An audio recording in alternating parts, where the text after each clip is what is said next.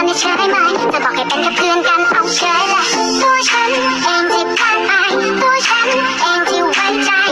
ยกมันให้เธอต่อให้เป็นชื่อถ้าเขาเบื่อเราเขาเป็นมา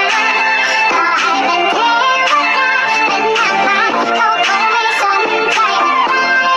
ใจของฉันจะตายเขาจะทิ้งกันไปฉันคงไม่ห้ามอะไรเดินทางจะหนาวตอนนั้นเคยได้ยินมาว่าตัวเธอนั้นชอบฟันเหมือนซามูไรแล้วเธอไม่ใช่สไปเดอร์แมนที่รักและแบบจะมียังไงก็แค่วันไนท์สแตนให้ฉันเป็นตัวแทนเหมือนที่กับเบลที่มันจะสมหวังกับปีเตอร์แพน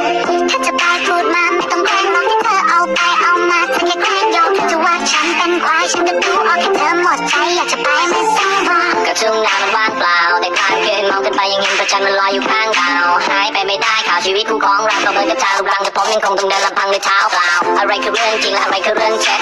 ผมเป็นแค่ก้อนหินที่คุณเคยมองเป็นก้อนเพชรไม่ว่าผู้ชายไม่ว่าผู้หญิงถ้าหากว่ารักกันจริงแล้วเรื่องหัวใจมันควรจะมาก่อนเรื่องเซ็กส์ผมไม่เคยมองใครเลยนอกจากคนที่ผมก็มองนะถ้าแต่งงานกับเขาก็ร้องเธอคือไม่ต้องเอาสองมา